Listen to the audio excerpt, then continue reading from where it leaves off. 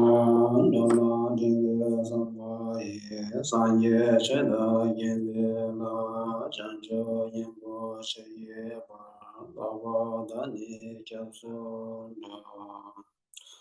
Namo Gurube Namo Buddhaya Namo Dhamaya Namo Sanghaya Namo Gurube Namo Buddhaya Namo Dhamaya Namo Sanghaya Namo Gurube Namo Buddhaya Namo Dhamaya Namo Sanghaya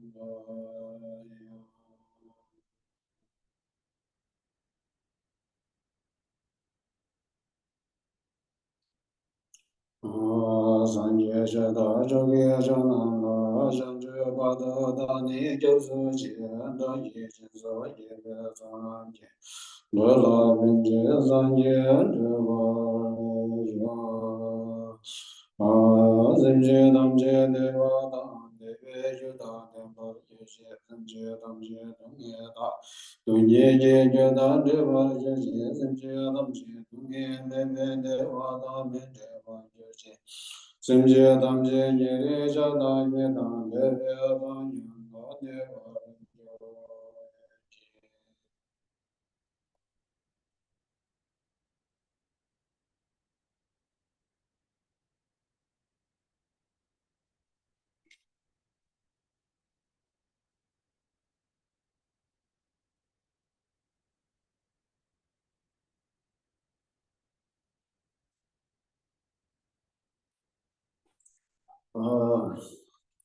Good morning, everyone.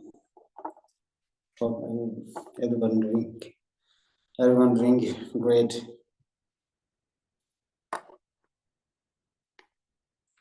New Year is coming close.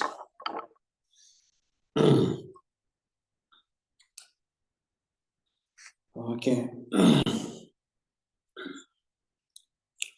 So the great Master Tsongkhapa says, this life is as impermanent as a water bubble. Remembering how quickly it decays and death comes. After death, just like a shadow follows the body, the results of black and white karma follows.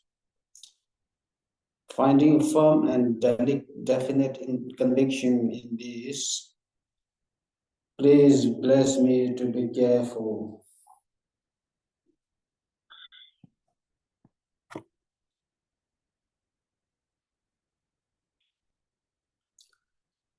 This line clearly states that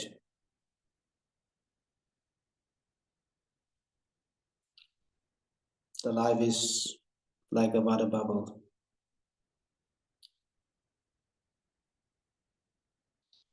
Comparing to the countless births that we have taken,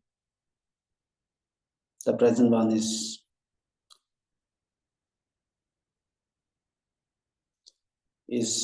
like a flickering lamp. It's like a lightning. It comes and goes in an instant without being well informed.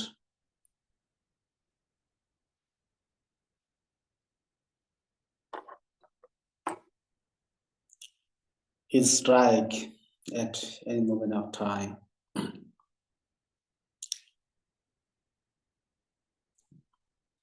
You see, look at the 2024. It comes and vanishes and disappears, passes by very quickly. It's hardly noticeable how it flies. Now, 2025 already comes.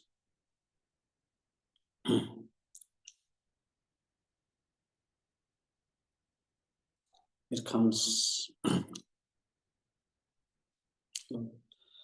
and goes very quickly. And then finally, we also have to disappear.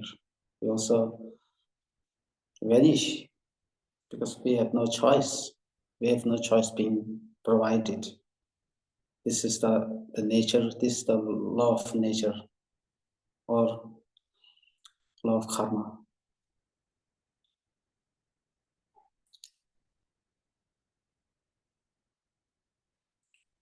But then after we vanish into like a thin air, what really follows? Is it like, the butter lamp, the flame of the butter lamp?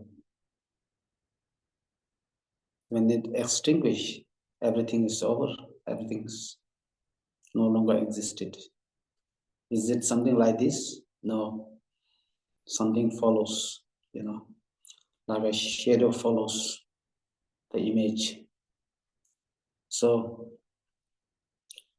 the black karma, either the black karma or the white karma follows the mind. And the mind is not something like floating in the air, floating in the space. A new kind of the shape or the form is going to take, or this mind enters into the new birth. And that birth is again determined by the karma, by the power of the karma, by the force of the karma.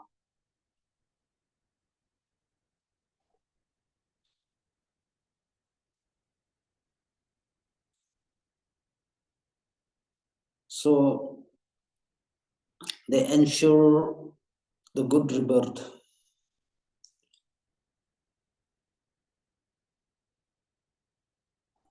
It is important to understand the law of karma.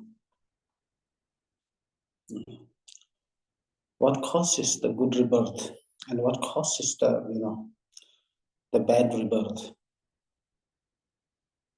In order to understand,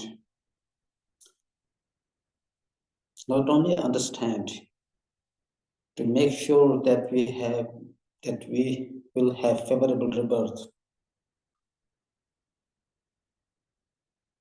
we need to understand, we need to practice the law of karma.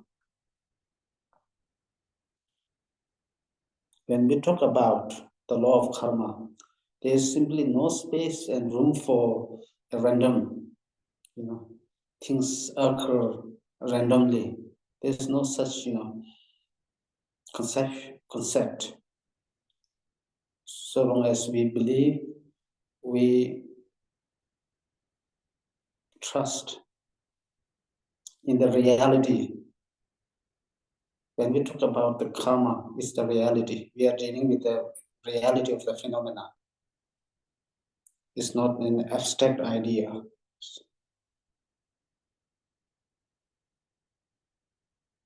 It is beyond dogma. It is beyond superstitious. It's the real thing.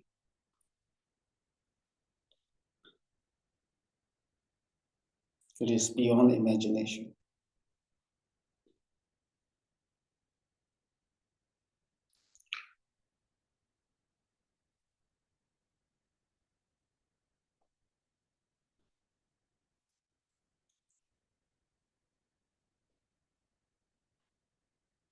When we talk about the law of karma, again, there are different levels of understanding the law of karma.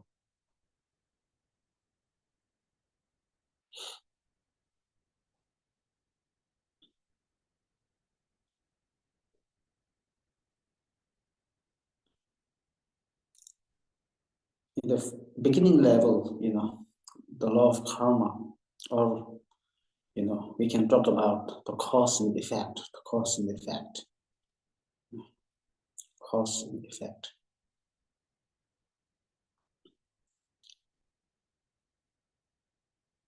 And then in the second level, we can also talk about the law of karma in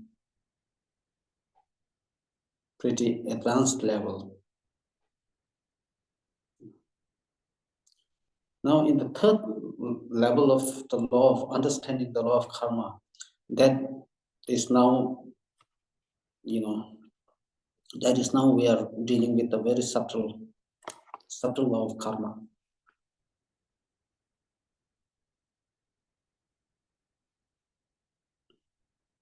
Like, for example,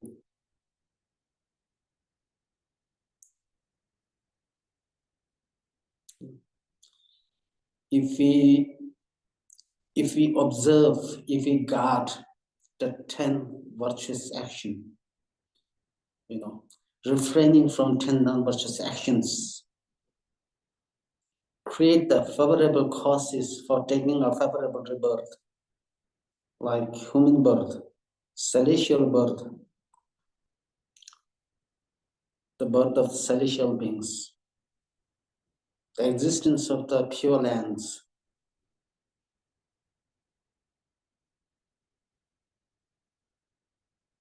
So these are now beyond the reason. Beyond the reason. These category of phenomena are no longer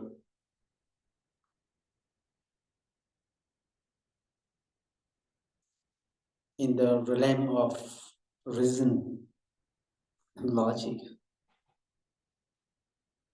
But we do believe in the pure land. We do, try our best to refrain from 10 non-virtuous actions and to guard the 10 virtuous actions.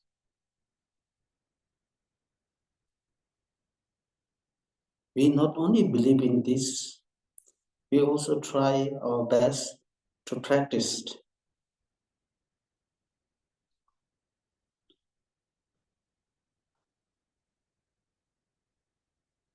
But the question is, how can the existence of these, pure land, like, other world system, the pure land, the Buddha's pure land,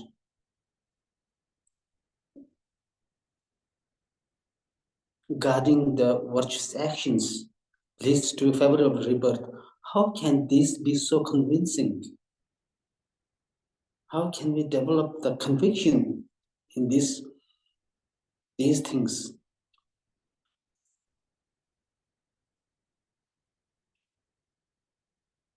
Now, we need to understand.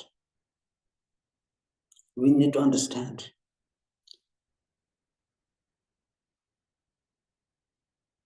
Those phenomena,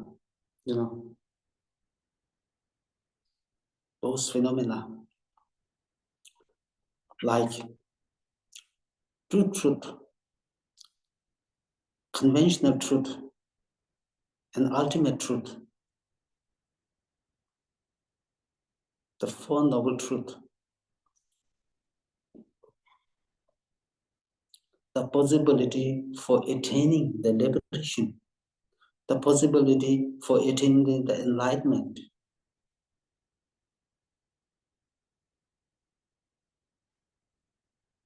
the possibility for bringing an end to suffering, the grasping, the destructive emotions.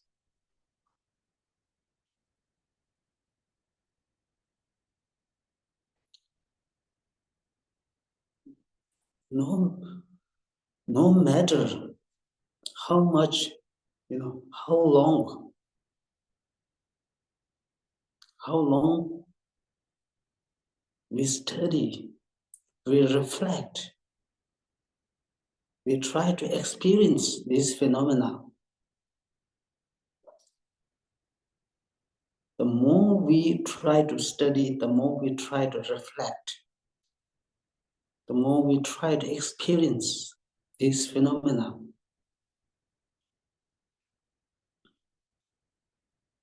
Is there any problem with Four Noble Truth? Is there any problem with the true truth? Is there any problem with the wisdom? Is there any problem with the emptiness? Is there any problem with the impermanent? No. We will never ever find one single mistake. I mean, one single, the problem in accepting this reality.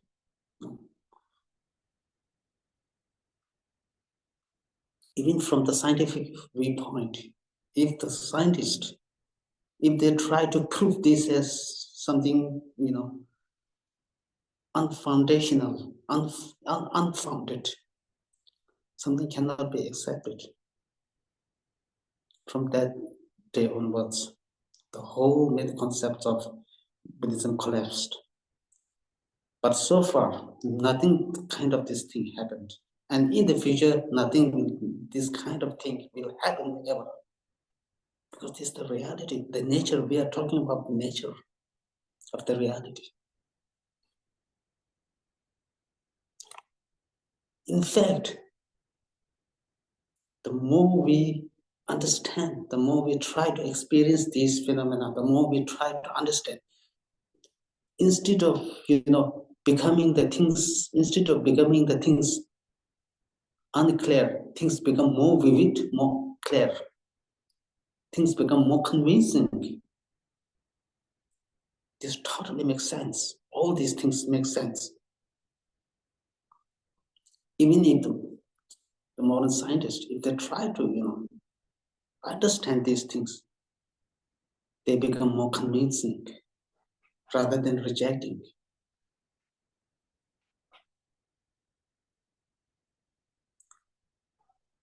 If now,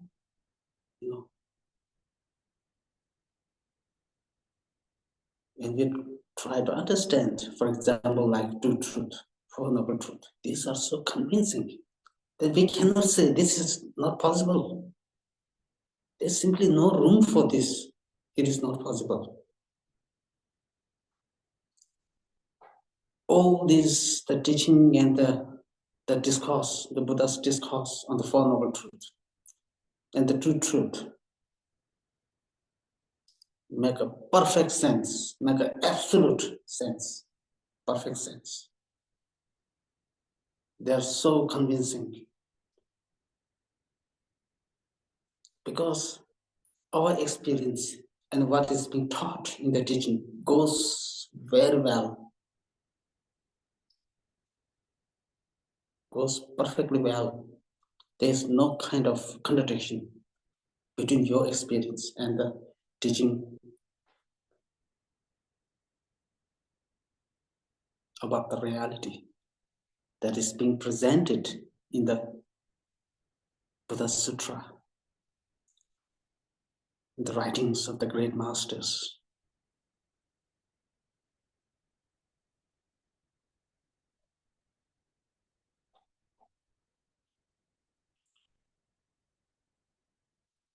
So therefore, once we do understand the teachings like Four Noble Truths, the possibility for ending on the painful experience, the grasping, the ignorance, the possibility of achieving the enlightenment, the teaching on the profound emptiness, the teaching on the wisdom, the teaching on the altruistic mind. Once we develop some degree of clear understanding, then we come to believe in the third phenomenon, that if we do good, we will have a good result. That is karma. We are talking now about karma. Good actions brings to the good result. Negative actions brings to the negative result.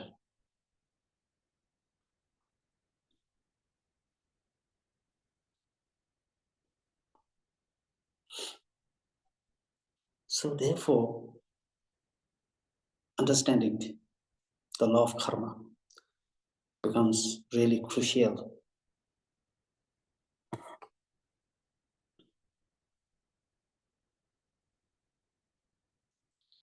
details, the details working of the law of karma, of course, is beyond our comprehension, beyond our imagination.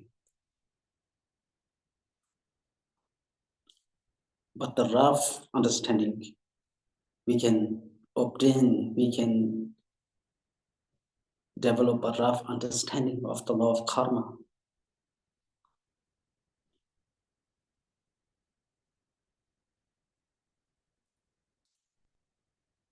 And therefore, you know, the great master, Kadamba master, Master Sharava said,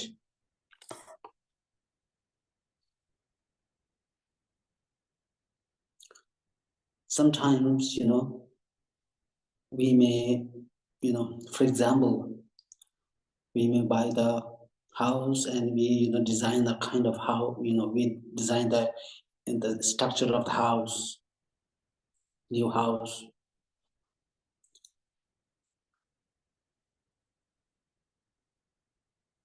Then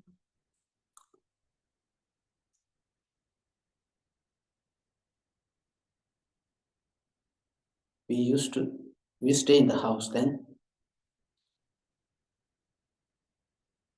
the problem may arise. The problem comes. Sometimes when the problem arises, many problems arises. Sometimes we may have the understanding or misconception, misunderstanding that, oh, I have, now the problem comes. Maybe I have designed a wrong structure in the house. The structure of the house is not something good. Therefore, I have all this problem.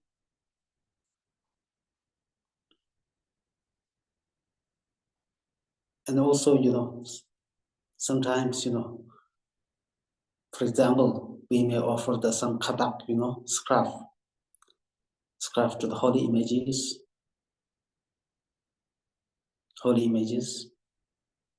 or your guru. Sometimes the katak or, you know, scarf may, you know, offer in the wrong way. And later on, when the problem arises, again, we may have the misunderstanding that, oh, I offered the katak in the wrong way. Now all this problem comes. Then, so Master Sharava said, don't blame. We don't make the excuse. We don't blame on offering the wrong katak or, you know, laying the improper structure of the house. It's all the problem arise because of the karma.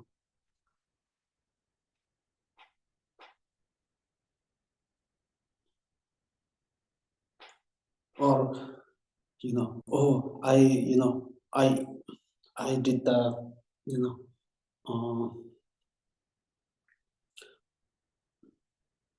I bought the house on this inauspicious date, you know, on a black day, or this day is not good, so I have this problem comes, you know.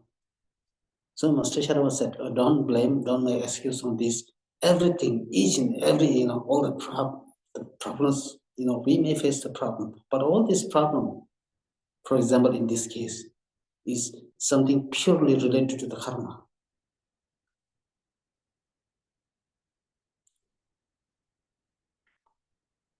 Maybe these things, you know, for example, you know, the other things, you know, external things can be sometimes, you know, cooperative conditions or causes. But these are not the main factor. The main factor is the involvement of one's own karma.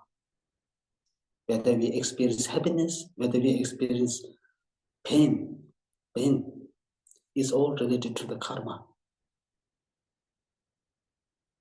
But external conditions can, you know, can act as a provoking causes.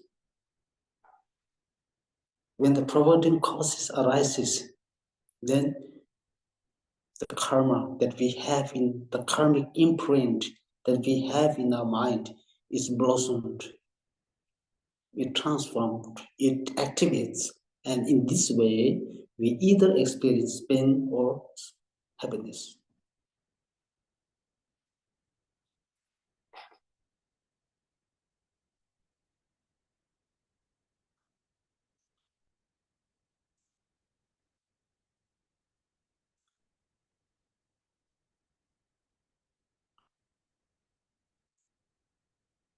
Sometimes we also may say, oh, today my luck is not good, I have this problem. I saw the ghost, I hear the things in my, the ear, the strange things, or the voices in my ear.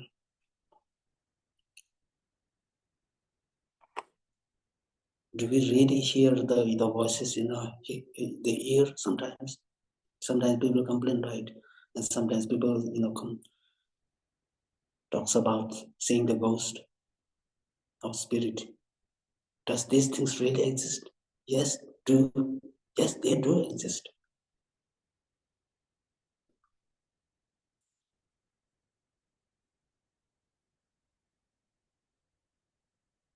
But again, these are not kind of randomly occurring. It is again related with karma.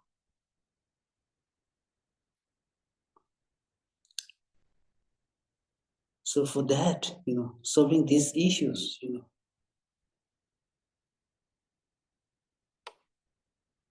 one need to understand the law of karma, how to deal with the problems, how to deal with these challenges, the issues.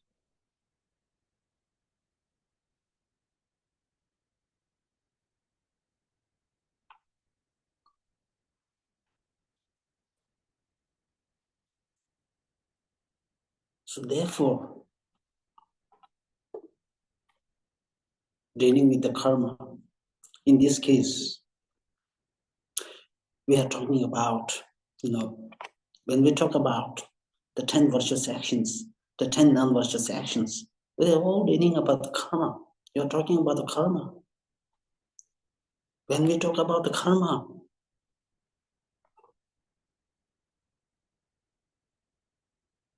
actually, it is a real thing. It is not, when we talk about karma, it is not something that Buddha has created or Buddhism has created.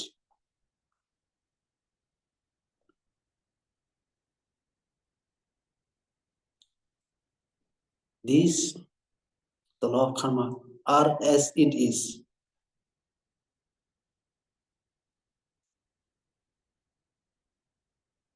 Again, these are beyond dogma.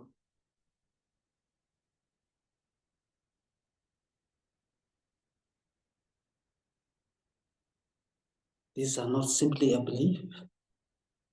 These are something real.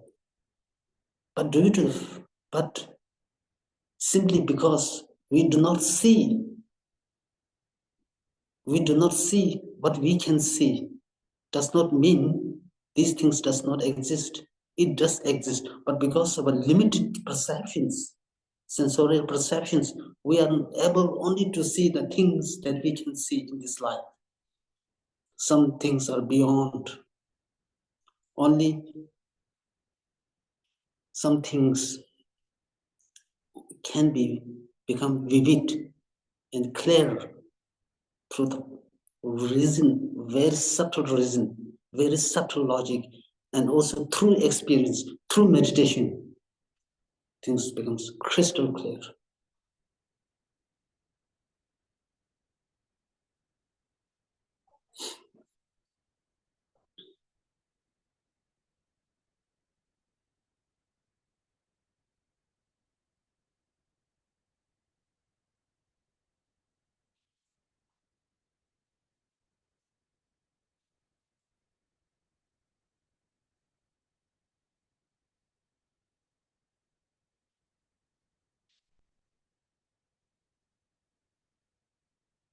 So now here, we can talk about, for example, we can talk about refraining from 10 non-virtuous actions. Refraining from 10 non-virtuous actions. Although you see, this kind of, the practice, the topic seems pretty foundational, fundamental. But in reality, the more we think about these topics,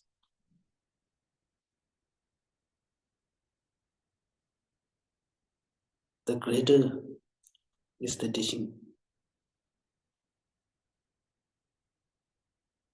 Can be understood in more advanced, can be understood in more practical way.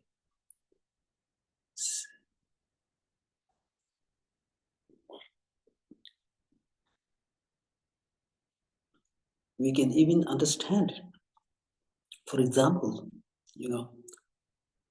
like sometimes we can, the challenges like national,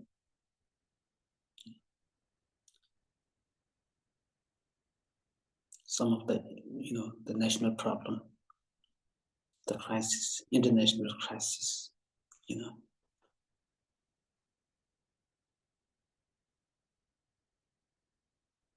in early times, some countries developed atom bomb, nuclear bomb, hydrogen bomb, biological warfare.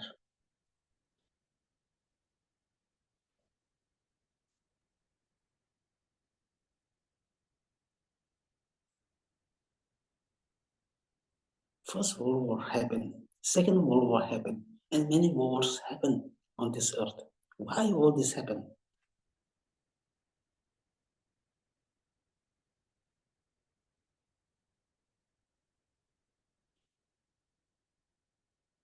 Because there's a division in there's a division in the national, division in the faith, division in the color, nationality,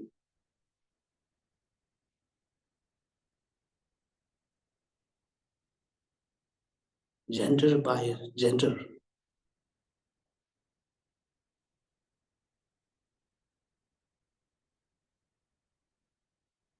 For example, if you do understand now, for example, in the 10 non-virtuous actions, we can talk about creating disharmony, creating schism or disharmony or division.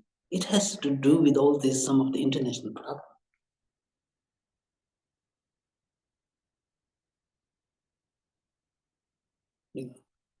So we can understand some of the issue in the wider context.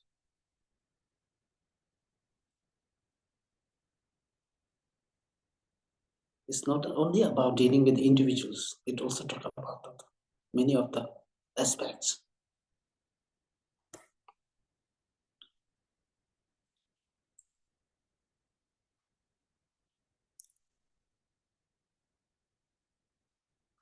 So therefore,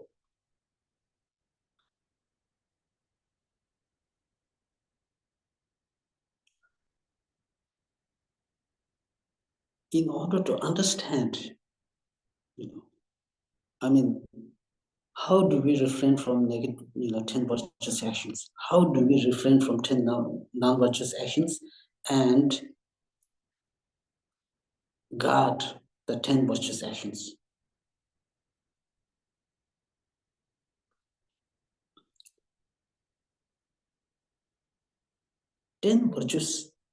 Non-virtuous, refraining from 10 non-virtuous actions and guarding the 10 virtuous actions. In order to do that, again, we need to understand the law of karma. Once we have developed the good understanding on the law of karma, then conviction arises in your mind. Conviction developed. When the conviction developed, we develop the faith, we develop the trust in the reliability, of these practices. When we develop the faith, then what happens? When we develop the faith in the need to refrain from 10 non-virtuous actions and to guard the 10 virtuous actions. When we develop that faith, then simply because we do not want suffering, we do not want painful experience. Simply because of that, we then develop a sincere desire to refrain from 10 non-virtuous actions. And simply because we want happiness, we then make all effort to guard the 10 virtuous actions.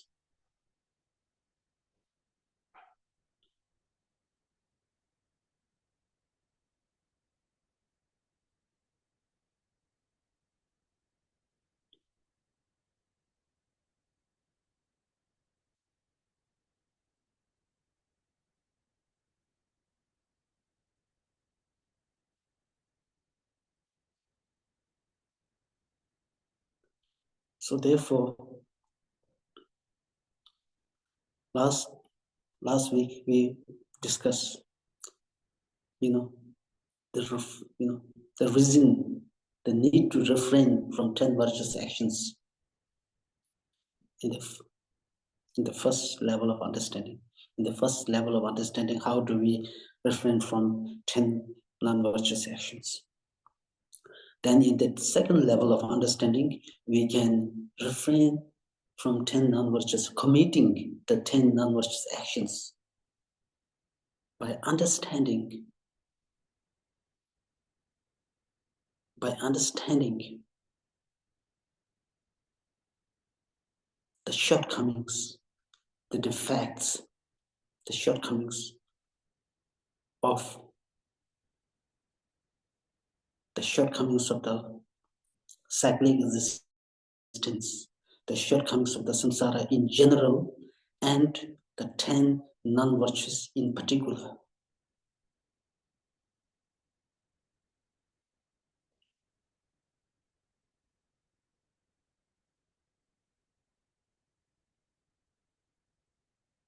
Because when we do see the disadvantages, the shortcomings of committing the 10 non-virtuous actions, then we develop the desire. We develop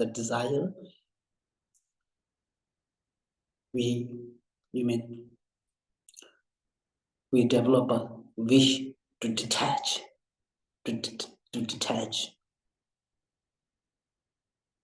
from these 10 non-virtuous actions.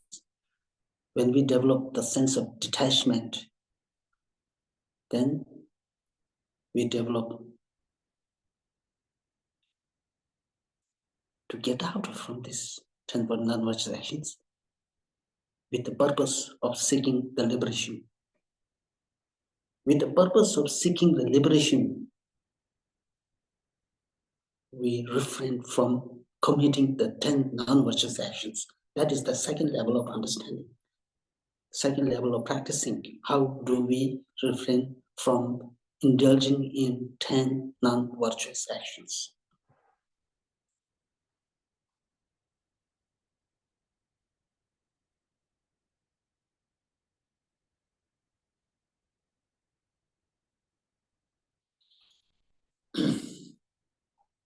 So last time we briefly discussed about the taking others' life,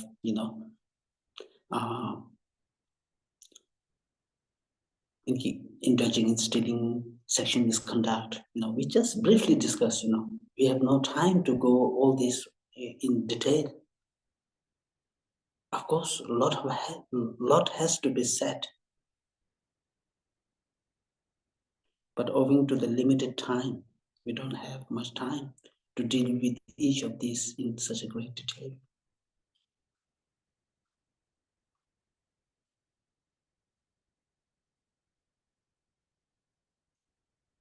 When I was in monastery, I spent a great deal of time understanding all these things. In these things, what we call as Vinaya, these rules, we spent at least 3 years studying in such a great depth. Of course, these are very, very vast topic, very complicated topic, vast topic.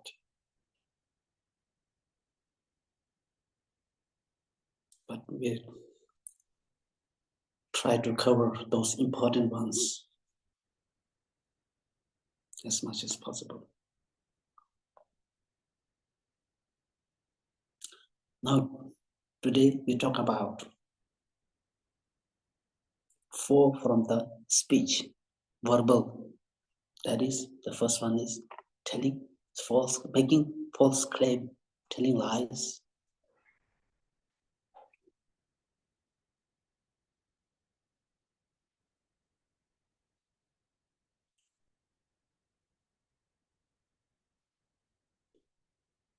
Sometimes people have, the idea, people have thinking that,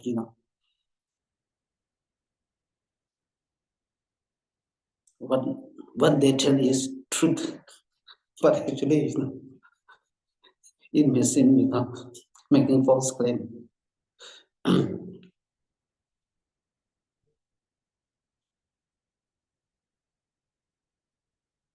Telling lies means changing, converting others' perceptions. This is all about lie. That is the lie. When we talk about telling lies, changing the perception of other is a lie. Could we give the example? Do we have an example for this? Now I better take myself as an example. I use myself as an example. Okay. Now, I do know, now for example, I do know that I have no clairvoyance.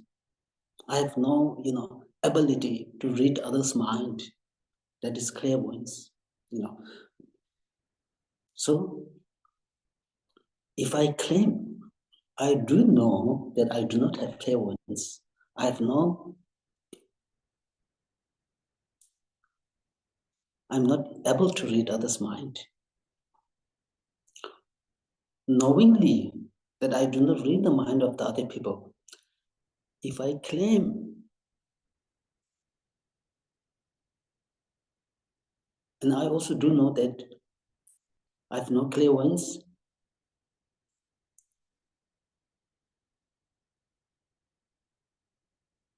and I have nothing to do with the clairvoyance.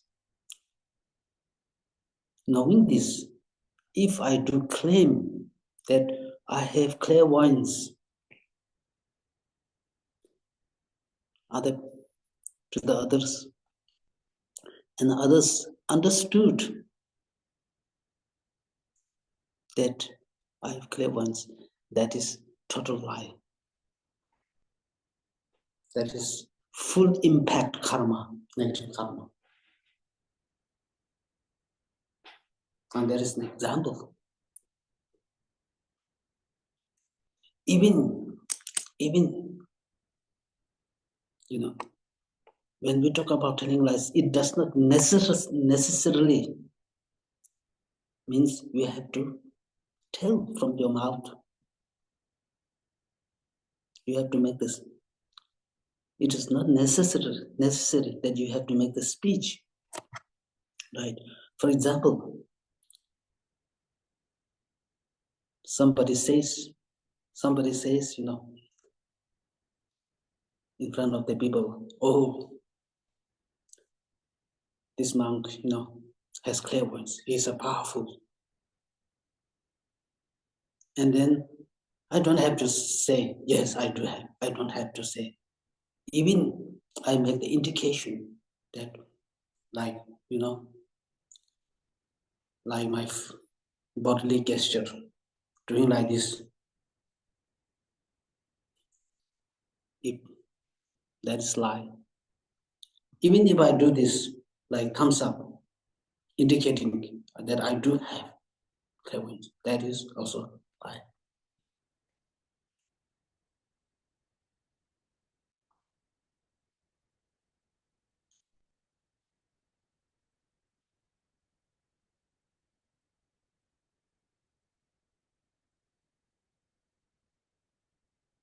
So this is a kind of lie.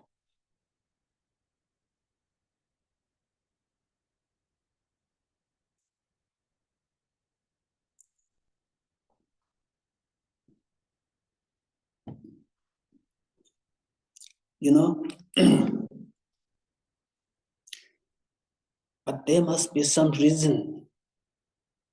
For example, when we do tell lie or make a false claim, there must be some motivation. There must be some agenda. What could be that agenda?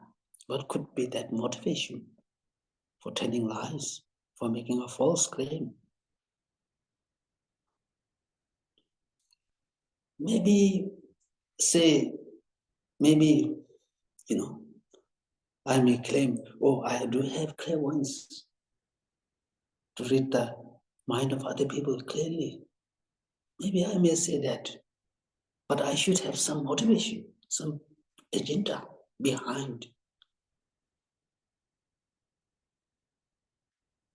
Simply say, to impress others, or to gain the resources, or to become fame.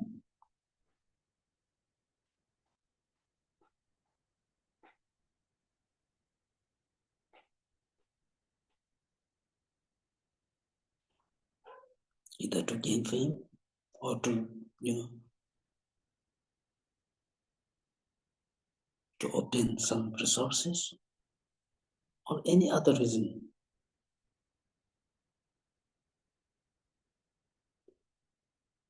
Right. Now,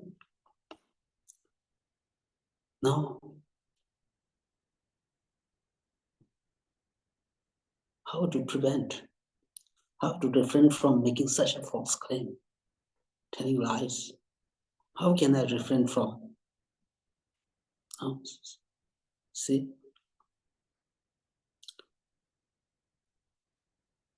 Because I'm telling lie to impress others. Maybe to impress others.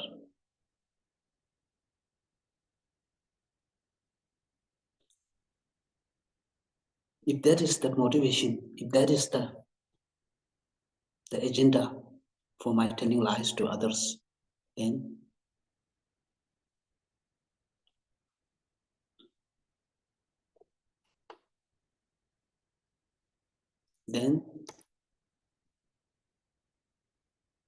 on my side, I'm not going to live forever on this earth. Maybe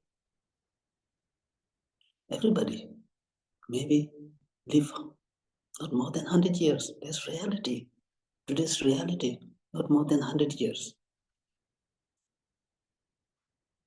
I may live for 100 years, maximum.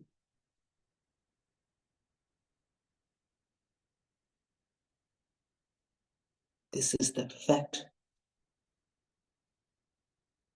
And from 100 years, now here, because I'm going to live 100 years, I may live up to 100 years. Our life is getting longer or shorter. You need to understand. If our life is getting longer and longer with each passing day, maybe it's justifiable. to make a false claim. But the reality is, day by day, hour by hour, minute by minute, second by second, millisecond by millisecond, our life is getting shortening and shorter, shorter and shorter. Our life is getting shortening.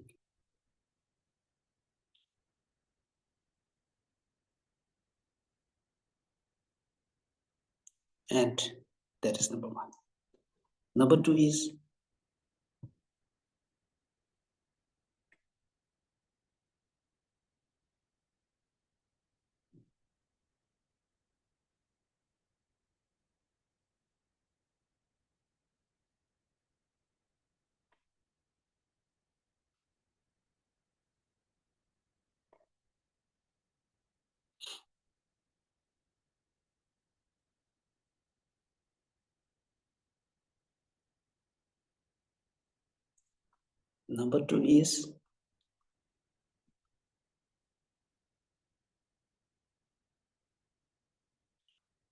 in this very life, I have no time for impressing others.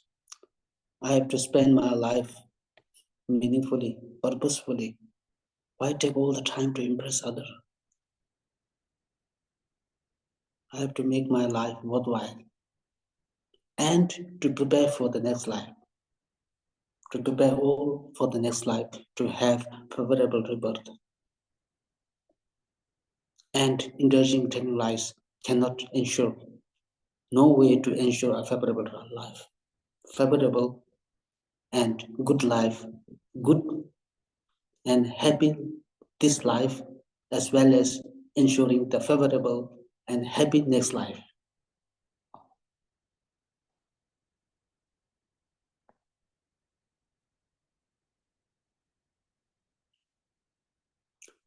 Now, this is my side that, I should not indulge in making false claim because I have no time for impressing others. I have to make my life something meaningful and to prepare all for the next life, to make all the good profit for the next life, ensuring the happy next life.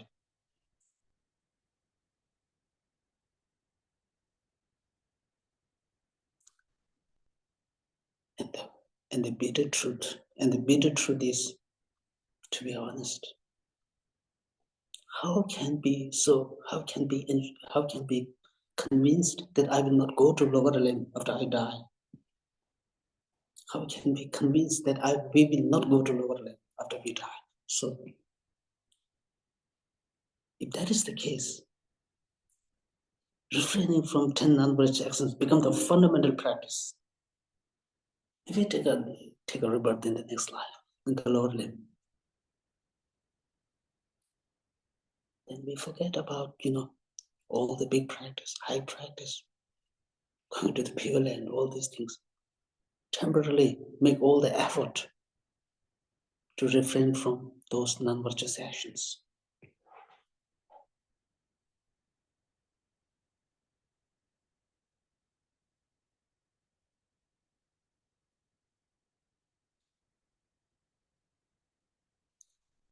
Then, now on the other part, because I lie to impress others.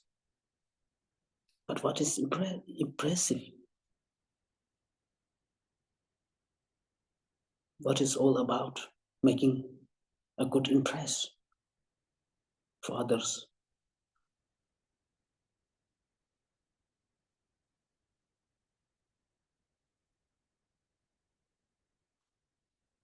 Finally,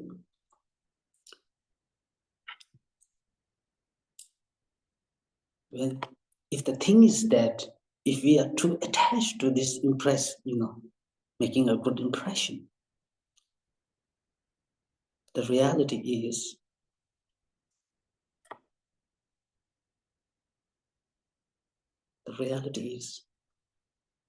sometimes enemy become friends, friends become enemy.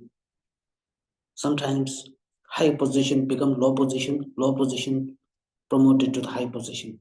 Number two, sometimes rich become Wealthy become rich. Sometimes wealthy become poor, poor become wealthy. Sometimes happiness become suffering, suffering becomes happiness. So there is no guarantee. There's no guarantee that once rich will be remain rich forever. There's no such guarantee.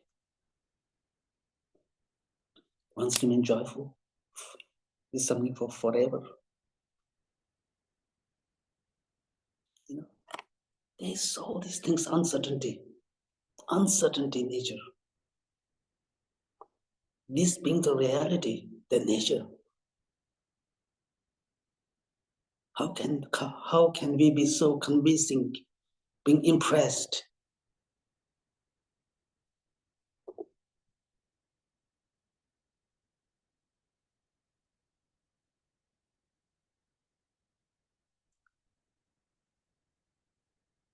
Being impressed by this,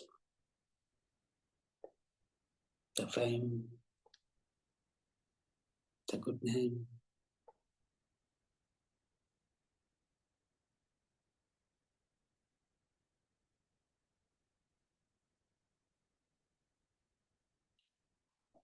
Acquiring, a great deal of resources.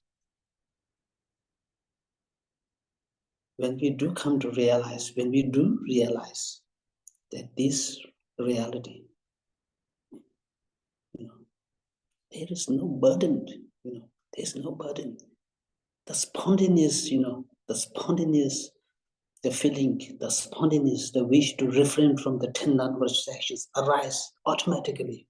There's no one to force you. Oh, refrain from this. This is, you go to hell, or you go to lower level, this bad. If other people force you, everything become burden on your shoulder. Become burden. We are not trying to, refrain from 10 non-virtuous out of fear, out of unwillingness, but through experience and understanding.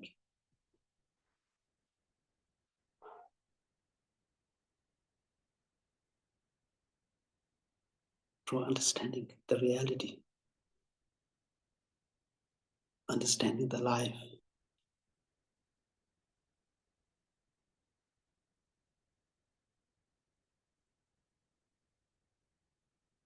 The sincere desire comes. It's that sincere desire, the spontaneous desire to refrain from the 10 unrighteous actions comes automatically. And that is beyond the pressure, that is beyond the force, that is beyond the burden. Otherwise, we always feel burdened. Somebody is saying this, I have to do this. And sooner or later, we are not able to keep this for a long time.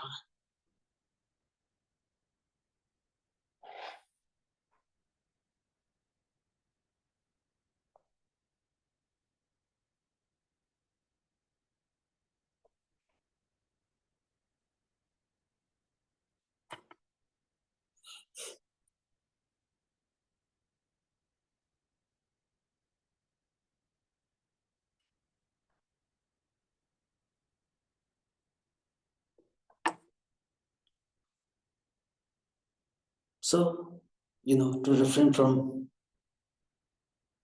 making a false claim or telling lies, one need to understand from your side as well as from other side. With this mutual understanding, then all things go well.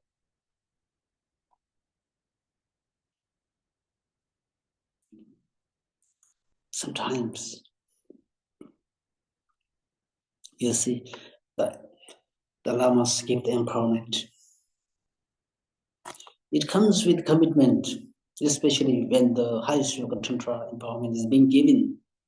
It always comes with a package.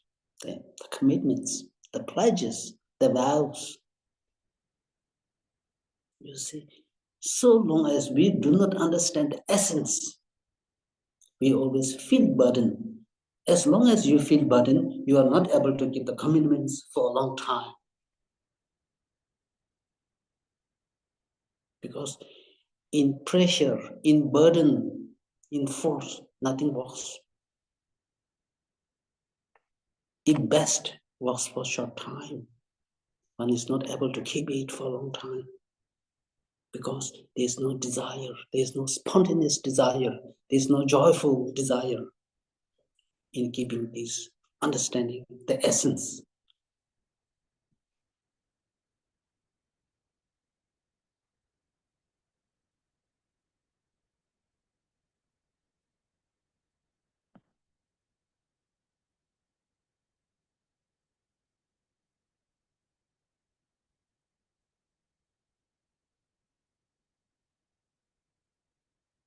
And the empowerment, the commitments, these are for the sake of the recipients, for the sake of the practitioner. Yes or not? If we do understand perfectly well, there's simply no caution for burden. Otherwise, if you do not understand the reality, the overall picture of the empowerment, the overall picture, why do we take empowerment? Why do we receive the empowerment? If we do not understand this, then later on, it comes with the commitments. We feel burdened. We do not want to do it any longer. Even to the extent of returning back those vows. These things does not exist. Returning the vows back,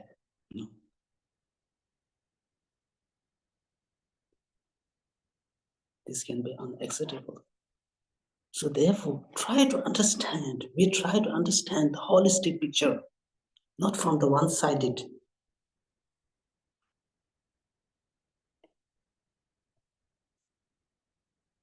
Then we come to appreciate the commitments that we have. We come to deeply appreciate. We value the commitments. We value the masters.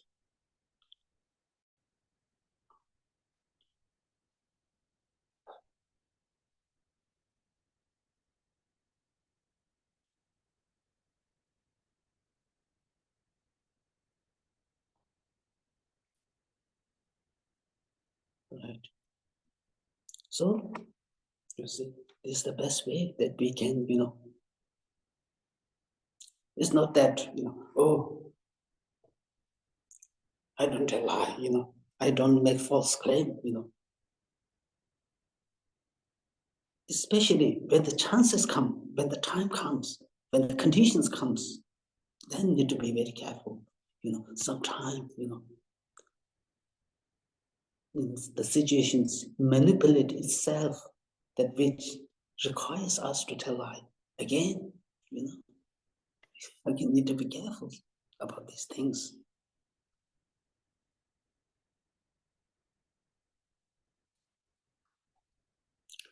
You see, so we think about all these, lines. Even, you see, the immediate, the result, as a result of telling lies, nobody believe, nobody trust, nobody trust that person who tells, making a lot of false claim. Oh.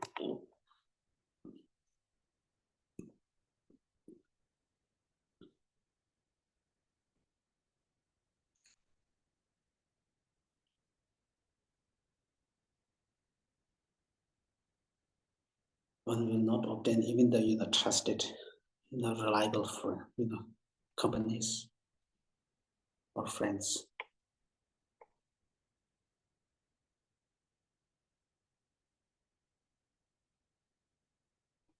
So by thinking this, then we develop the sincere wish to refrain from making false claim. Right. Now the next is, the second from the speech is creating disharmony. Creating disharmony or creating schism, or creating the division between the individuals, the division between the friends, the divisions between the parties, the groups, the institutions.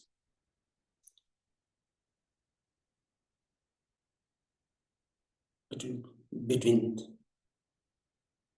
the communities, between and among the nations, creating disharmony.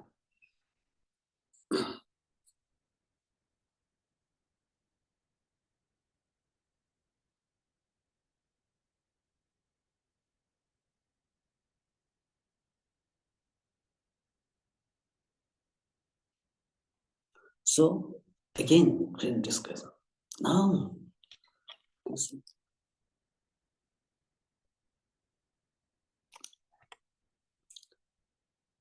sometimes, two people, maybe friendly, divided, and then already divided, further divided, become an enemy. Sometimes these issues arise. You see, now say,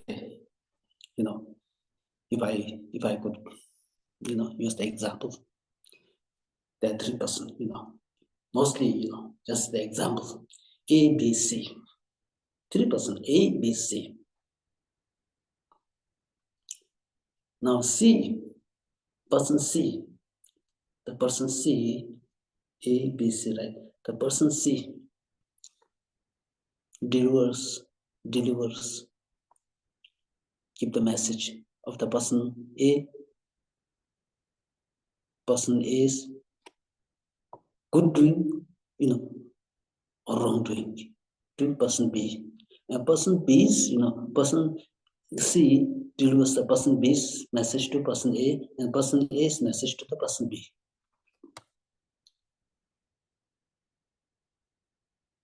In this way, some degree of friction occurs. Right. And then another possibility is, again, A, B, C. Now the person C, again, the person C delivers the person's B's message. Person C delivers the message of the person B to person C, to person A. Person A,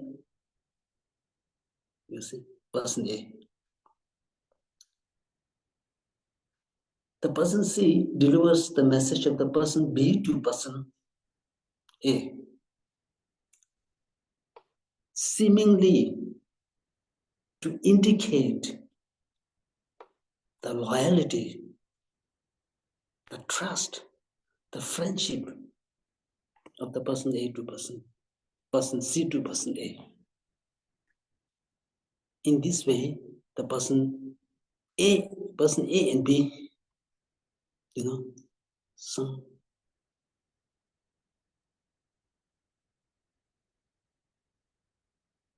some tense atmosphere happen between the person A and B. Simply, that person C is trying to seemingly prove and indicate person C's loyalty to person A, the friendship, the trust. But in reality, this is totally a mess. Creating division, disharmony.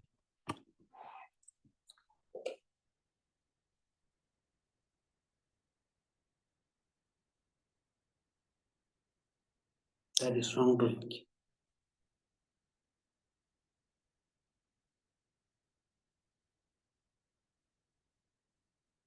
As a result, both these 3 persons, in an unpleasant situation, sooner or later.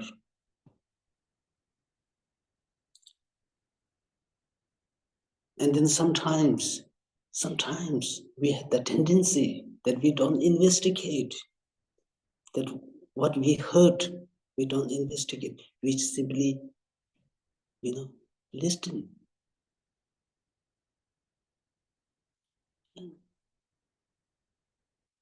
We simply listen to what others people offer as a suggestion, as an advice. Who knows? We simply listen, and then finally everything turns out to be untrue.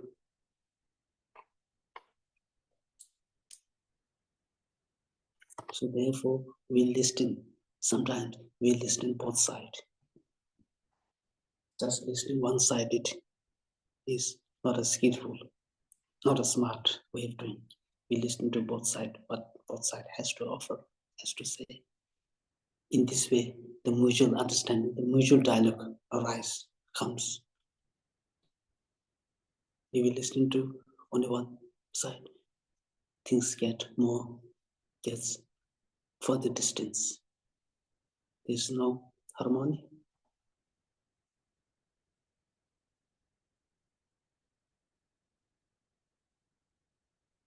There's no kind of peaceful atmosphere.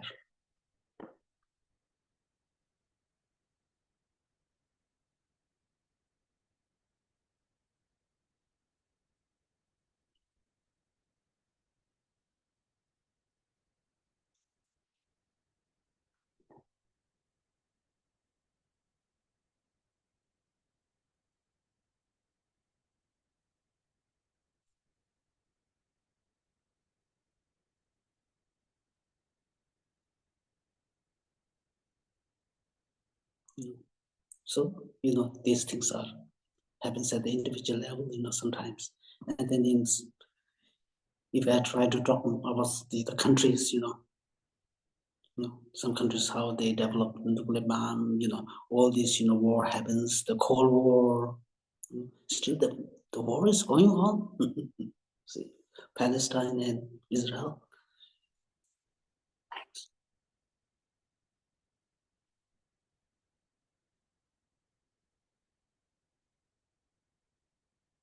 The Ukraine and Russia, this all South Korea, North Korea. And one country try to bully other. A lot has to said about. I'm not going to talk about these things. And then some countries, they also brainwash the people,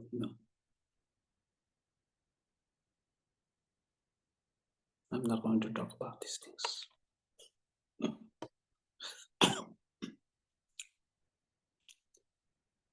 That will be also sometimes interesting. Right? Sometimes, I'm talking about the world peace, global peace, the globalizations, there's sometimes meeting like, what's that? They have global meeting,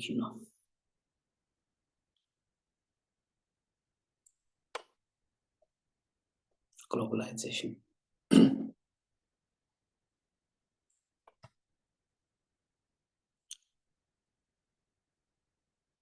Yeah, even in the name of religion, there's a lot of divisions, many divisions.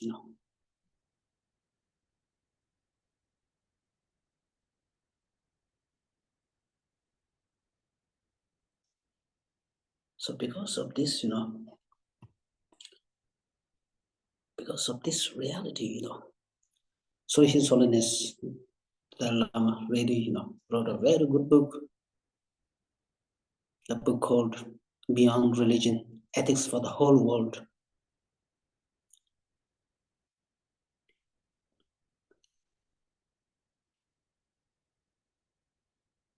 Promoting the religious harmony.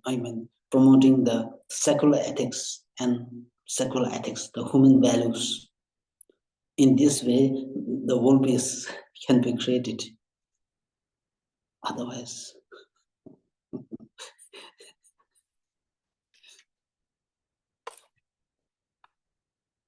it's a very, very, far away concept. And also the religious harmony. In the name of religion, there's fighting.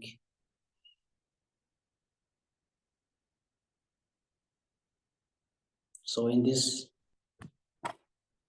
songs again wrote beautiful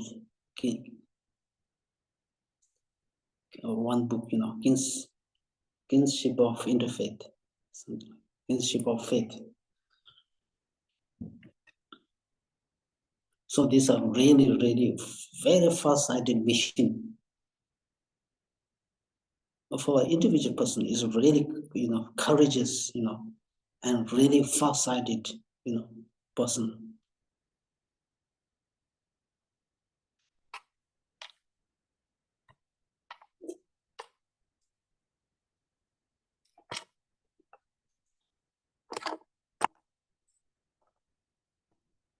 So,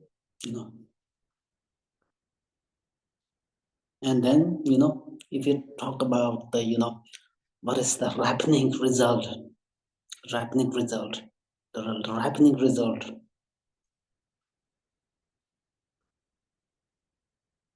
of, creating disharmony is one is born as a, maybe next life, one is born as a ghost spirit.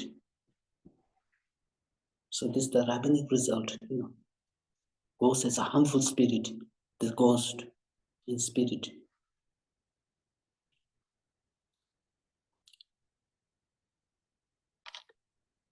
Sometimes, people may wonder, where is the spirit?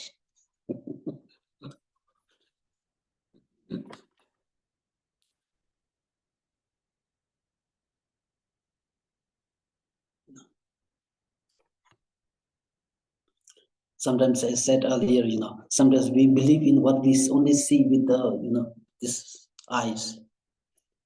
We accept to believe what we can't see, we don't see. We only believe in what we hear, what we see, what we feel.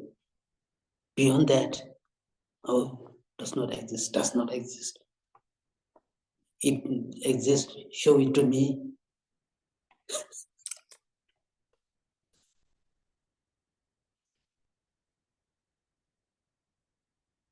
You see, our ancestors exist. You can't see, but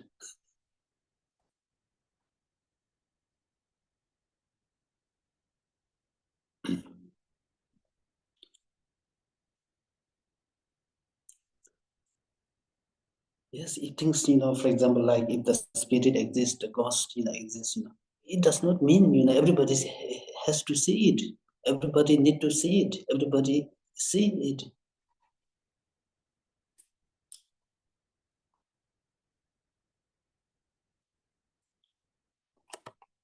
There are some people who sees. But again, what they see is again related, as said earlier, it's something to do with karma. It's not random.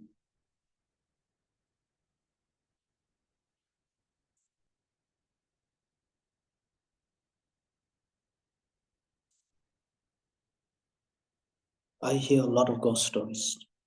A lot of ghost stories in spirit. I have plenty of stories to tell. Plenty of ghost stories.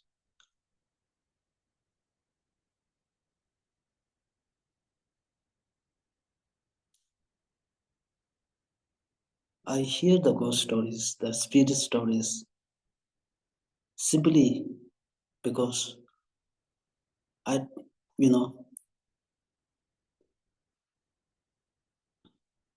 I try. I need to develop more conviction. I develop more conviction in the existence of the spirit world, the ghost, or the hungry ghost. What we say is hungry ghost, right?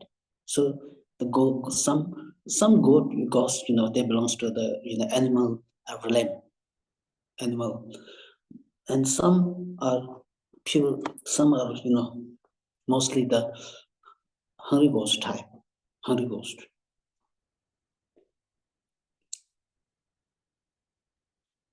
And also trying to understand what is presented in the teachings, and what really, about the, those real ghost stories to try to compare, it really makes sense or not. And many of things, make really good sense. So therefore, I do believe in ghost.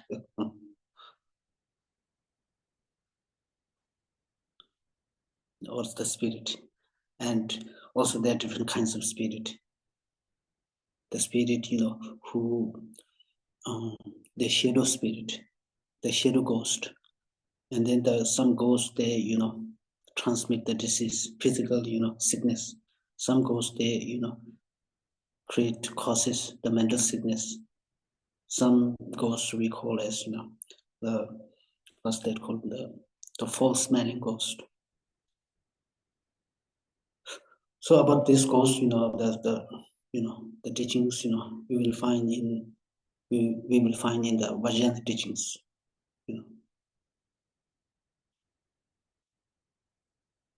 Vajrayana teachings talks about the existence of the spirit ghost.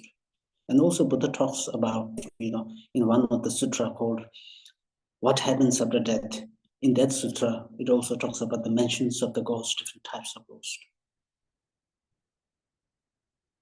or spirit. So yes, things just exist now. If we make, for example, right, if we edit tale, makes a false claim, or talks about the indulge in disharmony, the result will, some result occurs instantly. Some, takes time, some result experience in this life, some next life, and some after next life. So there's again no guarantee. But definitely the result one has to experience, because one has created the condition to create the cause. Sooner or later, one has to experience the result, so long as one didn't make any purification practice, engage in purification practice. Sorry, Ben. On that note, can you just review on the four results of the karma, the result, the experience result, action result, and environment result? Can you review on that again? Okay, sure, yeah. Okay, that's good, yeah. Now, it's any negative karma, any negative actions that we may have created, it carries the, again, when the karma is created, the karma is created.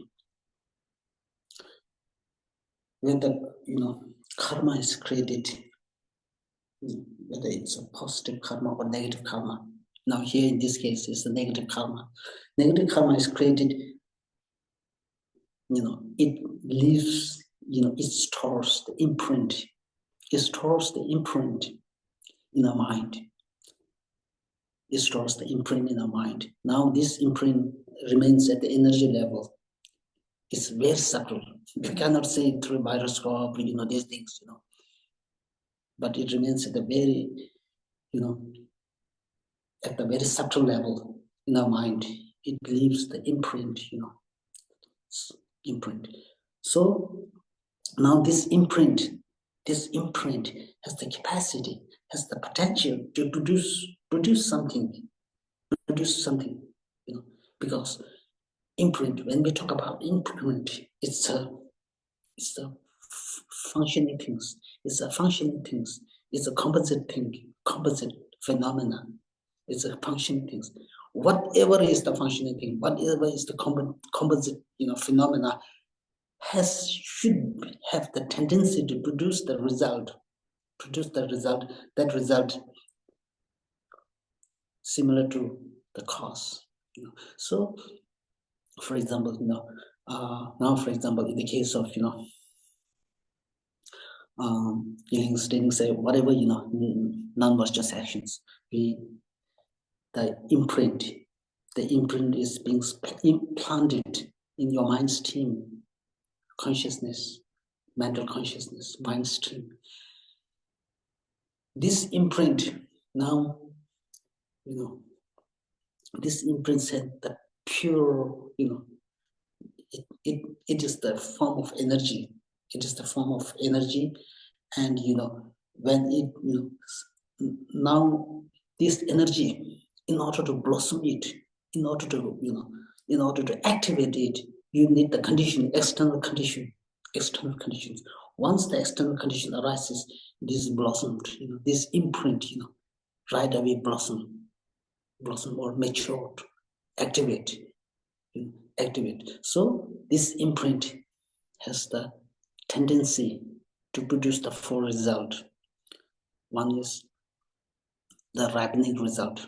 The ripening result now, at the point of death, at the time of death, if the negative result, at the point of death, when the craving, when the negative emotion arise at the time of death, these, negative emotions activate, blossomed. Like, if you put the water in the, soil, if you put the fire, if you put the fuel in the fire, gasoline in the fire burns, the fire, becomes most, burns greater. So, this, the imprint gets more strength, and as a result, one is born in lower leg, maybe birth as a albine, maybe born as a animal or hungry ghost, right? So it has the tendency to throw us in the lower realm to take a unfavorable rebirth, like the rebirth of the helping or hungry ghost or animal. Right. Now this is the maturing result, ripening result. We call it ripening result. Now the second one is called this, the imprint or energy has the tendency to produce the, we call experiential result. Experiential result now, for example, as a result of, as a result of, for example, like, telling lies, then, right, sometimes, we see some people who, has not many good friends, always there's some problem, like this. And also, nobody believes that person, whatever that person says, or don't trust, So this is the experiential result, the experiential result of having told, lie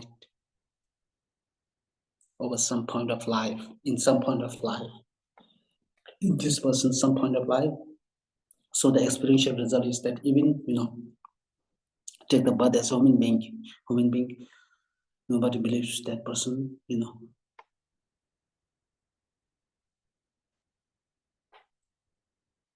it's hardly to believe, and then that person all the time, most of the time, get cheated by others. Also in business, get cheated, job, whatever. So this is something to do with the, the maturing, the experiential result of having tell light. This number two. Number three is habituated. Now, as a result of, telling lie, in some point of life, the person may have, tell a lot of, lies. So as a result, the person has still the tendency, because the person carries the energy, the person carries the pattern, the continuation of the pattern to take, to make false claim again and again. The longing desire to tell the lies again and again. This person and that person, doesn't matter. So that is, habituated result, we call it. Now, fourth is the environmental result. Environmental result is as a result of telling lie, the person born in the place where, there are a lot of corruptions. Where you get corrupted, you get deceived,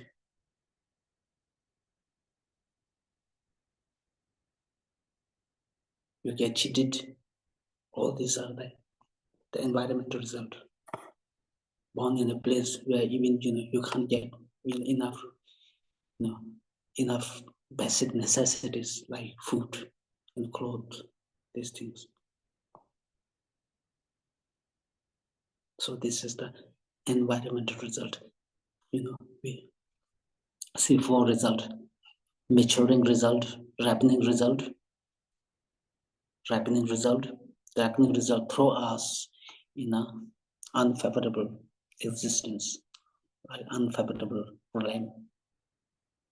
Then in ripening result, experiential result, negative result, habituated negative result, environmental negative result. So we have in all these 10 non-virtuous actions, we carry these 4 negative results. So you see, this when we talk about the imprint, this very interesting topic. Imprint. The imprint is being planted in your mind stream. This imprint, can happen anytime. The only thing is that in order to blossom it, in order to mature it, in order to get activated, you need the external conditions. If you do not meet the external conditions, it will remain for eons and eons. There's no guarantee that it will activate. The only thing, you need the external conditions to activate this, energy. So when all the conditions are assembled, present, then this activate, and then all the result. When all the result occurs, then it's done. So therefore, we talk about the 4, when we make the purification, we also need the 4, right? 4, the power of antidote, the power of the reliance, that is the power of reliance, the power of the antidote, the power of the remorse, right? The power of the remorse, and the power of the and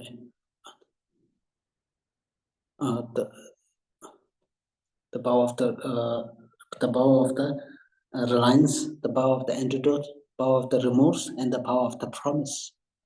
With these 4, when we do the purification, if you apply all these 4, the imprint, can deactivate. The imprint that you have planted in your mind is deactivated. You make it this energy or imprint energy level, energy, then it cannot produce result. This destabilize. You deactivate it. When the bomb is deactivated, it cannot explode. Similarly, this energy, when it is deactivated, it no longer produces any result. That is what we understand as making purification. How purification is done, how we can bring about purification. So you have with these 4 applications, the 4 powers, all the negative karma that we have, stored in our mind can no longer produce any negative result.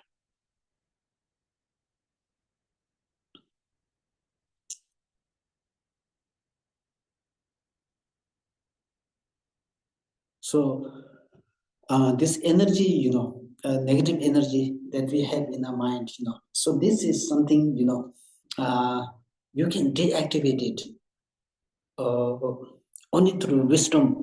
When we cultivate the wisdom, the wisdom of emptiness, then this energy not only deactivate, we can destroy, we can totally destroy this energy, totally wipe out, totally remove from our mind, destroy it, destroy the seed we call imprint. Just even though right now we don't have cultivated the wisdom, we don't have the experience of wisdom. So at least through purification we can deactivate it, although we may not be able to totally bring to an end or destroy it.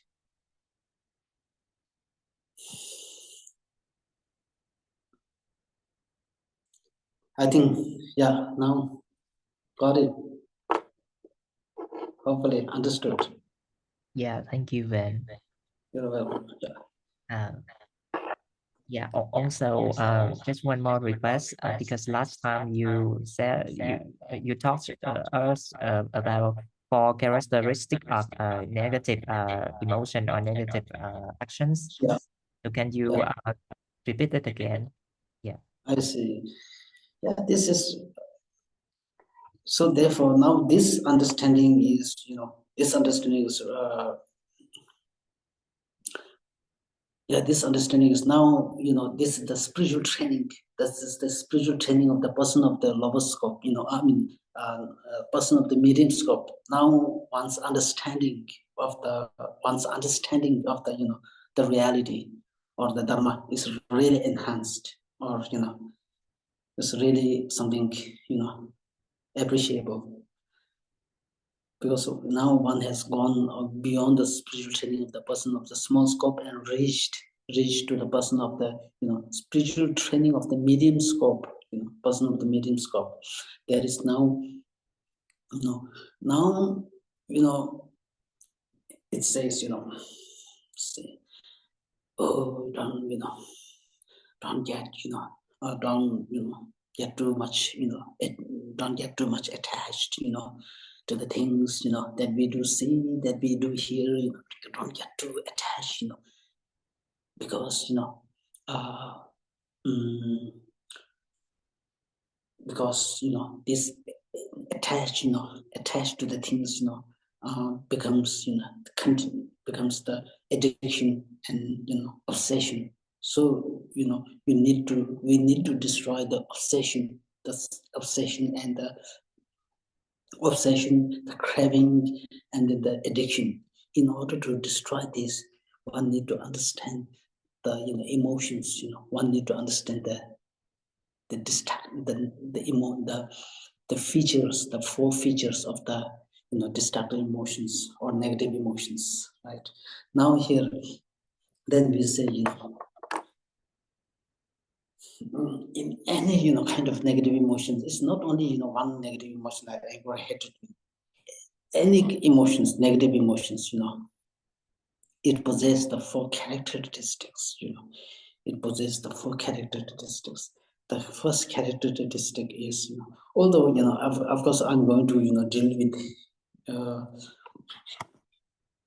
it much later, about this.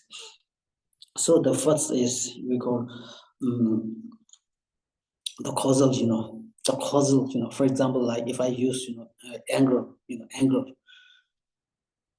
where does this anger arise? From where does it comes? The anger purely comes from the grasping.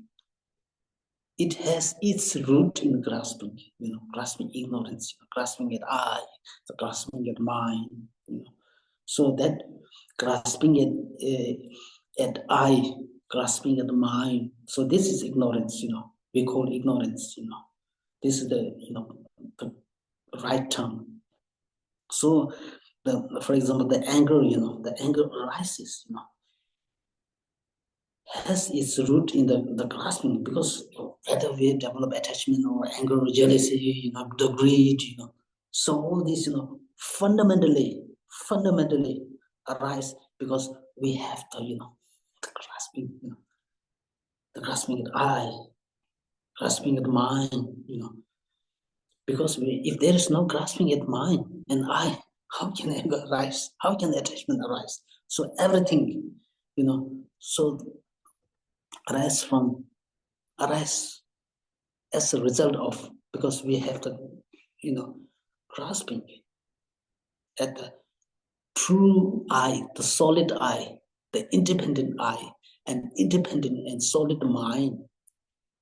We have something. This is we believe this to be solid mind. This is solid mind.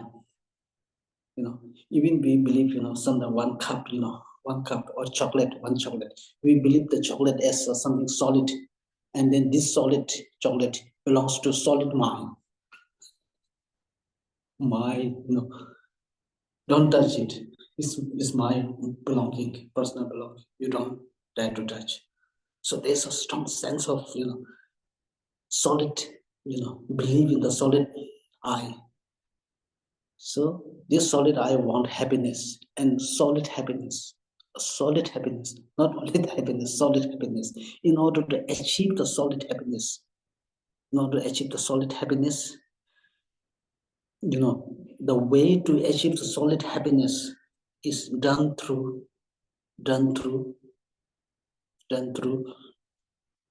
eye, ear, nose, all these things, So because of this, we develop the mind.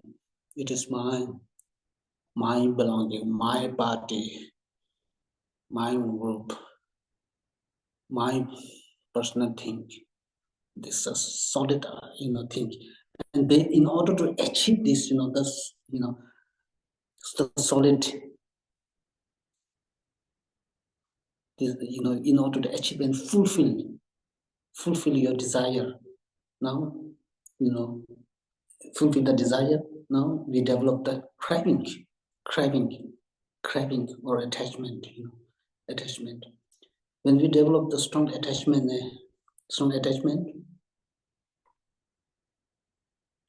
now this strong attachment, what happens? Strong attachment, what it does is, when you develop a strong attachment, then we want to hold it forever. We want to hold it. We want to seize it, hold it tightly. Don't want to leave it. Now, sooner or later, is the reality. We have to separate from the object. When we separate the object, then suffering arises, unpleasant arise. You see, so this is how many of all the destructive emotions arise from ignorance, grasping at I and grasping at mine. So that is because this ignorance is totally, the problem. Totally problem. This ignorance. We need to destroy this. This is not a good, the friend, But we so far, since the beginning of time, we trust, we, place all our hope, trust in this ignorance. And all the negative emotions further, supported this ignorance. And as a result, we suffer one after the another. So through the cultivation of wisdom, we need to, we need to just abandon. We need to abandon. We don't nurture it. So far we nurture it. We feed this ignorance. We feed this ignorance. Closely. We try to be the best friend. We do all our best to take care of this. This ignorance, grasping that in no way that this ignorance should get harmed.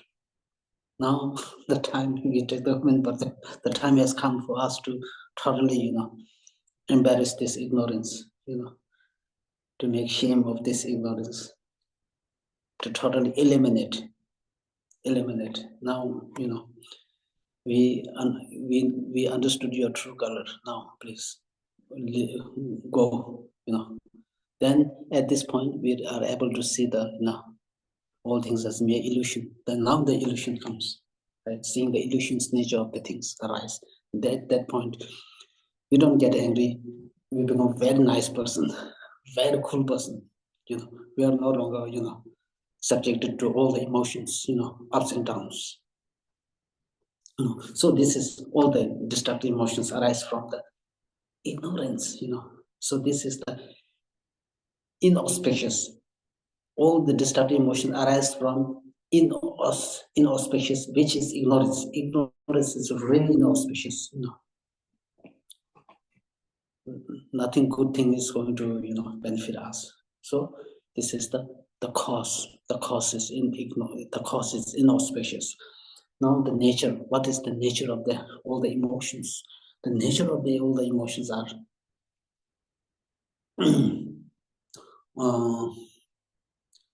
is very disturbing, very disturbing. You see, we enjoy all the good food, we are having the party, we are having the party, or everything, just enjoying here and there, listening to the music, enjoying the good cuisine, good food, nice food.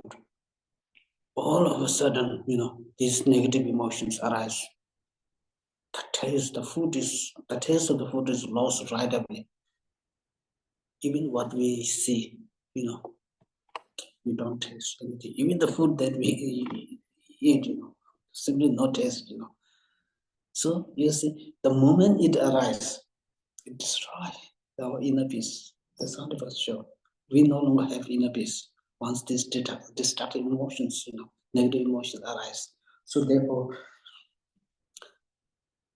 the 8 verses of mind training, the great master Nagathamba, he says, at all point of time, we need to check our emotions. We need to check our mind, if the negative emotion arises. The moment it arises, try our best to, to remove it. So, it creates the mental disturbance. The sleep is lost, the health, to the extent that health is lost. You are doing exercise every day. We are doing exercise, I don't do much exercise. Maybe the people may do a lot of exercise, here and there. But once they get disturbed, the negative thought arises, strong negative thought arises. Then, the health is destroyed. Where is the health now? We work hard, so hard for doing exercise to maintain a good shape and health. All these are destroyed.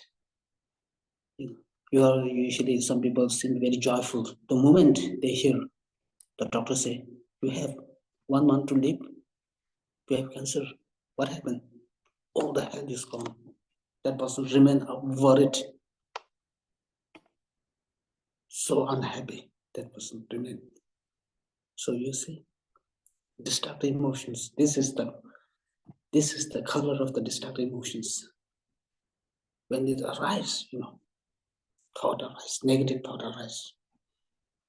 All the good things, that you have, you have good, luxury life, all the facilities.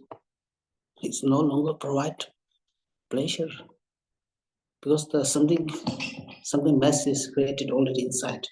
Something mess is there going on in progress. The mess is in progress. So what is the use of working hard for so long when we are not able to keep the emotions balanced, emotions under control,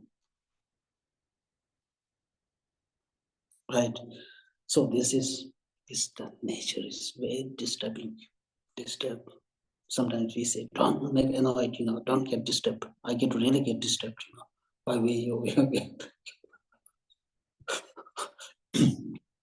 so your mind is really truly disturbed, agitated, to the extent that agitated. You don't enjoy anything. You don't enjoy anything. No matter how beautiful the surroundings are, how beautiful the scenario, the outside scenario is. Everything is messed up because of these destructive emotions arises. And then, the problem is those negative emotions, many of the negative emotions. The strange thing about this negative and destructive emotion is that it first arises, it keeps on, it sustain it, we maintain it, we sustain it, it gets sustained. And then in worst case, it keep on increasing. The strength of these destructive emotions keep on increasing. Because why? Because we get habituated with this, and this increasing. Once it increases to 99% or 100%, everything's over, done. There's no antidote. The antidote is done. Antidote does not work. And So when it arises at the very, when it is at the low power, low battery power, we need to do something. Otherwise, once it increases, antidotes no longer works. So this is the nature. Now the third is the the third is the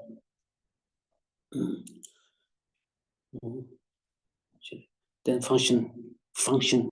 The function is destructive. It's very destructive because the ignorance or grasping is so destructive that it influence all the negative emotions that where it arises from its cause, because it influences all the these destructive emotions. So the nature is, just see, nature is so destructive. See, look at the World War One, World War Two, Cold War. Even we can hear the history of the person who killed the millions of people. Why? All this arises because of destructive emotions. The function of this anger and hatred is at its peak, and then this, immense destruction. One don't care about killing, even one or two, even wipe out the humanity. This is the nature of the function, the destructive function of these destructive emotions.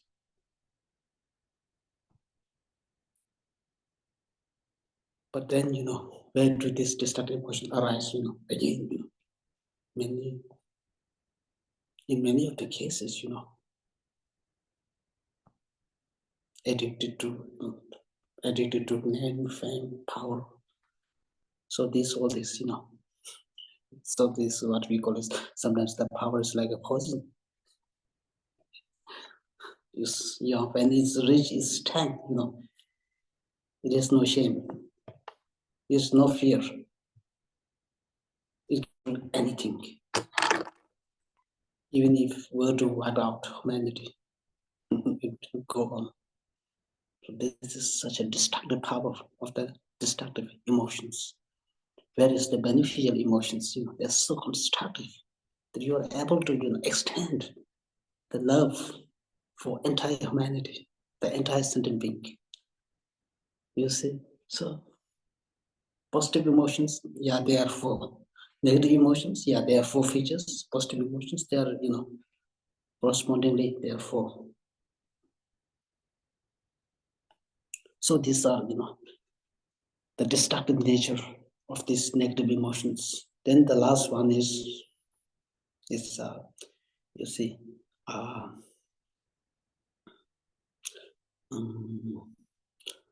the resultant stage. What is the result? What is the result? What is the result? The result is, the despair, the ruin, shedding tears everywhere.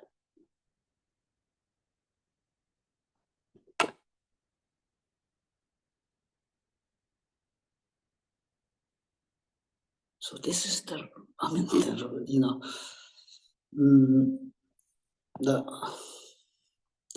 really the resultant stage. It has nothing good to produce. The final is, just take the example.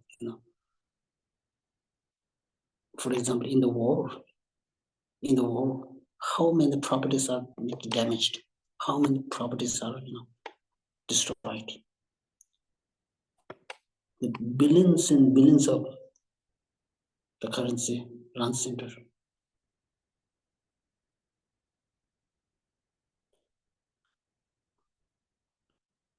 Let alone, human lives are unimaginable. Just look at this, twin tower destruction. Unimaginable, very smart brain. one who devised this plan, very sharp-minded person. But this sharp mind is motivated by hatred, deep hatred. As a result, all this unimaginable ruin occurs, happen. Sometimes, therefore, the sharp mind should, should motivated by love, compassion, be motivated by, this anger, the prejudice, the discrimination. Unimaginable things happen. Of course, not only this, the thing is that, even the things that we do see outside, for example, like, we have the jar, we have the something, we have the good part, golden part or silver part, golden part. I mean, or the clay, sooner or later, these, things have also the tendency to produce, tendency to make us, cultivate, develop the destructive emotions, destructive emotions. And, based on then once developed destructive emotions, then the painful experience arise within us, right? And but then, because this painful experience arise, so how to remove these painful experiences? We need to see the reality of the pot, no matter how long, for example, pot, no matter how it lasts, maybe it lasts, maybe say maximum, 1,000 years. After 1,000 years, it breaks, it gets old. But why it get old? Why it breaks is something really, is the energy is inside the pot. So this is the reality. So this is the reality of the pot, the things. So the symbol, Buddha trying to teach us all these things to, he's just trying to show us the path that don't get too addicted, don't get too obsessed, you will suffer. Buddha says you will suffer if you get too addicted, too obsessed with things. So, but Buddha didn't discourage, Buddha, was not trying to discourage, oh, you go to mountain. Buddha was not trying to do this. Buddha simply tried to show us the reality that you can live a very balanced life, peaceful life, by fixing the things, by fixing the mess inside, not the outside, to reduce our addiction, to reduce our, the obsession. So this is all Buddha was trying to tell us, trying to help us, trying to free us from the limitations, to the limitless. Okay, now it's too long. We better. Okay, so these are the 4 features of the destructive emotions. We will explain, much later, much later, about these things.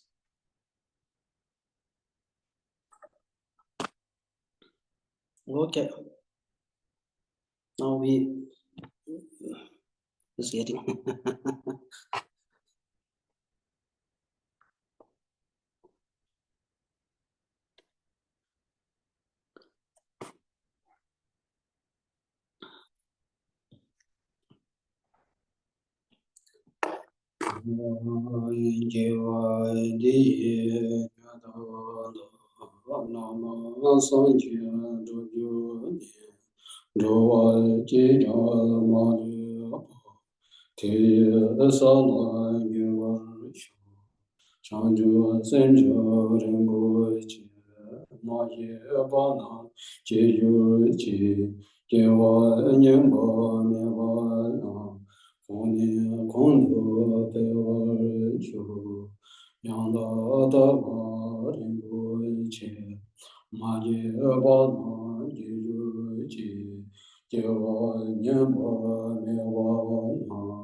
Có niệm công đức bế quan sâu, thông qua tăng niệm thế vô thọ, tăng niệm chân bảo rì vô ye, tăng niệm sinh diệu tham chế chế, niệm na quyên gia xie yu chế, sa so chung vô chen bo, nam vô xin lu đạo vô yang.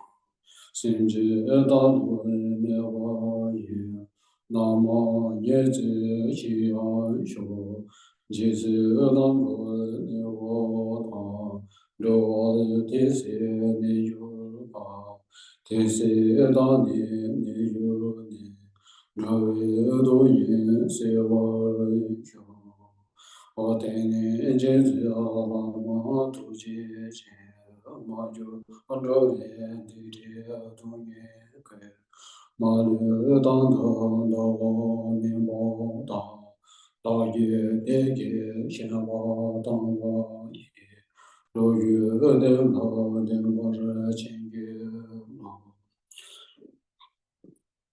zhang le ya ba yun ji da jian ba ba gui du sang du de ya de xin de 铁道军舰直送大陆地，夜晚的大堂街上不，就从西边街瓦堂街给我瓦康巴成都阿巴的，那街街面啊早晚的月亮，上不这就让多我玩一个。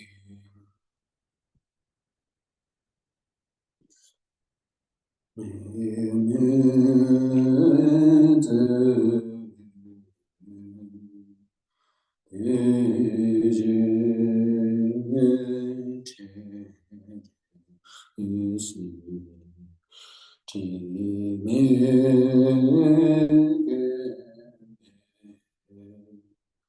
我将可见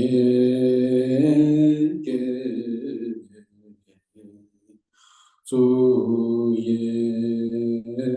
足可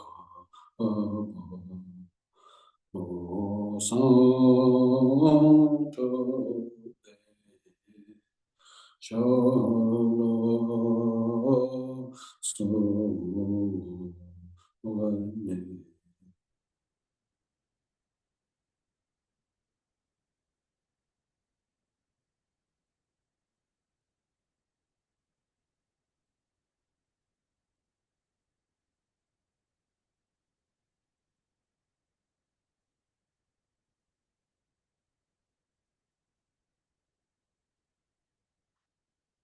Okay.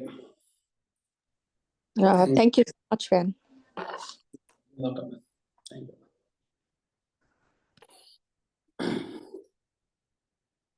Yeah, cảm ơn mọi người. Cảm ơn mọi người đã vào nghe pháp. Thank you Van so much for your teaching today. Yeah, welcome. Cảm ơn phiên dịch nhiều. Và bài hôm nay rất dài. Cảm ơn Linh Đan nhiều nha. Mọi người ơi, nhớ là mùng 3 Tết, thầy Giao Tinh sẽ ban huấn từ đầu năm nha mọi người. Và nhớ mọi người ráng cố gắng vào để mà nhận được cái giá trị pháp đầu năm. Hẹn gặp mọi người nha. Rồi có gì kêu gọi bạn bè người thân tới để được cái phước lộc đầu năm từ ngài Giao Tinh. Và xin cảm ơn.